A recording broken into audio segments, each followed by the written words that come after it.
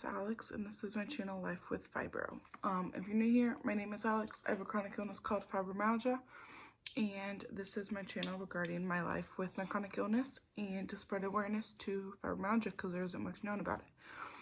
May is Fibromyalgia Awareness Month, so for this month, I'll be uploading one video a day, every day for the full month to raise awareness to this illness. 31 videos, 31 days. Today is day 12, May 12th, which is actually Fibromyalgia Awareness Day.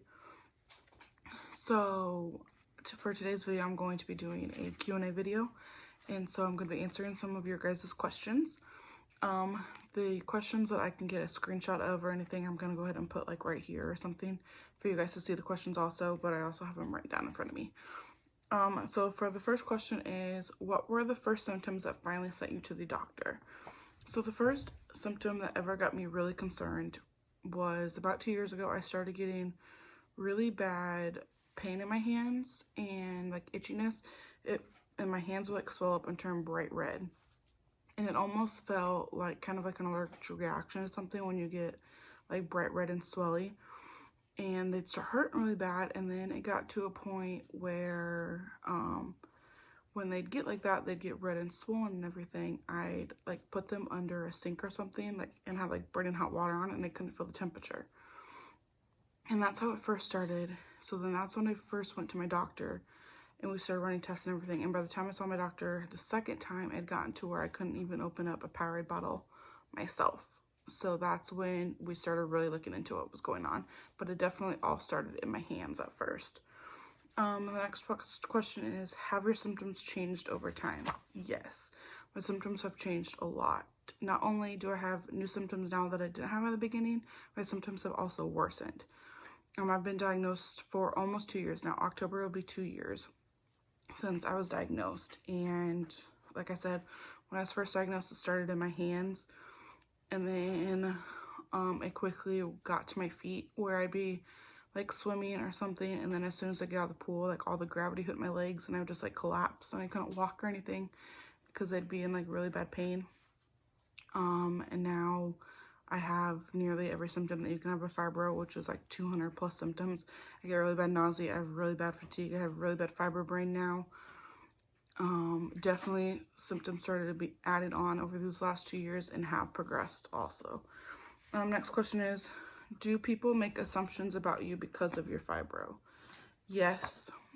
This is something that I really struggled with coping with also, is that people that were in my life before I got diagnosed and when I got diagnosed, their attitudes towards me definitely changed, especially when something happened, or like I have a flare or something and I couldn't do something for that day, or if I had to use a walker or something. Their perceptions of me definitely changed. And then if I have a day like that and then the next day I'd be perfectly fine, you could kind of tell that they seemed like I was faking it, or you could tell that they didn't fully believe in the illness and that it was just in my head and that I wasn't really experiencing what I was. Has fibromyalgia changed your relationships with people? Yes, very much so. Very, very much so. I've lost a lot of people because of my fibromyalgia, but I've also gained the most important people in my life. When I was first diagnosed with fibromyalgia, I was married and in a very rough marriage and in a very toxic environment, and my diagnosis kind of progressed that and things escalated even worse. So then when I finally left that marriage, I kind of got to a point where I could realize who all around me had changed towards me because of my diagnosis, and I started cutting them all off. And now I'm in a very much better place. And now I can say that I have more people around me who are positive relationships, even with my fibromyalgia, than I have of negative people with my fibromyalgia. But yeah, fibromyalgia definitely changed a lot of my relationships. It changed friendships, it changed family relationships, it changed about any relationship that it possibly can, because it's a big life adjustment and not all people believe in the illness or are willing to educate themselves on the illness. and just kind of think that you're just crazy pretty much. How do you find a good support system? So I have most of my support system besides my wife, who is just the best support system in the entire world when it comes to it. I have an Instagram page, which is called Life with Fibro, same name as this YouTube channel, that I have kind of like a support community on there also. And then I have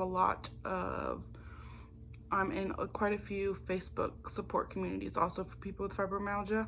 A lot of Facebook pages, and I'm pretty sure this question also said that they had tried to find a few Facebook groups, and a lot of people were like having arguments and everything, which is true. There are some rough Facebook support groups that are supposed to be support groups, and they're not very supportive.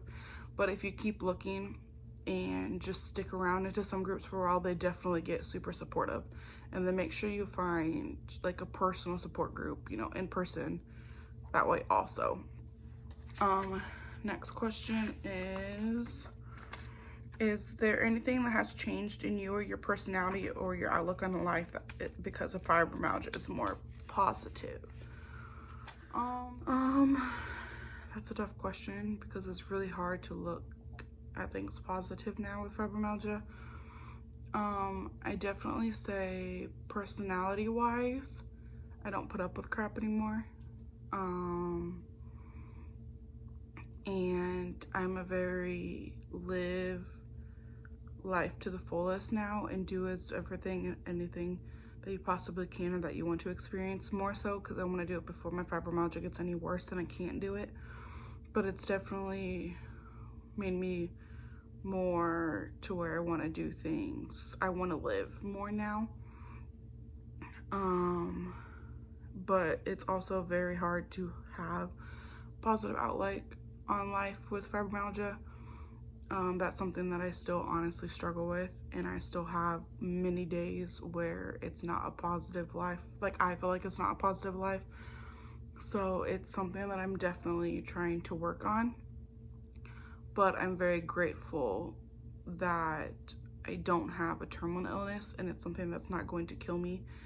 But I also hate being told that because, yeah, it's not going to kill me, but it's still really hard to deal with, and it's still miserable to deal with. So yeah, that's kind of a tough question. How often do you experience flu-like symptoms? I experience flu-like symptoms that come with fibromyalgia probably 3 to 4 times a week, if not more, depending on the week and how much I've done. How long does it last when you start having these flu-like symptoms? They're referring to flu-like symptoms. Depends if I have something on me, like if I have an emergency C or something that I can take that I know will help those symptoms within like half hour. Otherwise, if I don't have anything on me to help relieve some of those symptoms, it can last for hours or a full day pretty much. But if I have something on me, like a vitamin or supplement or something that I know can diminish it some, it'll last about half hour. And then last question is, can you tell when a flare is about to happen? Yes and no. Sometimes, yes, I can. And it's when I've done too much, I've walked around somewhere too much, or I've done too much cleaning, or I've sat at my work desk for too long, or just where I've done something too much. Yes, I can tell because I'll start getting my legs will start getting really weak and my hands will get really shaky. Or like I'll wake up in the morning and my legs will just feel really heavy, and then I know I'm about to have a flare for that day. But then there's also times where I have no idea when a flare is gonna happen. Just the other weekend, it's perfectly fine, normal day, everything was going good, and then all of a sudden, bam, I could barely walk. So yes and no. Depending, if I've done too much, yes, I can tell when I'm gonna flare, just because my body, I'll get really bad legs. My legs will get really weak, they'll start hurting really bad. I'll get shaky, I'll get the flu-like feeling more often.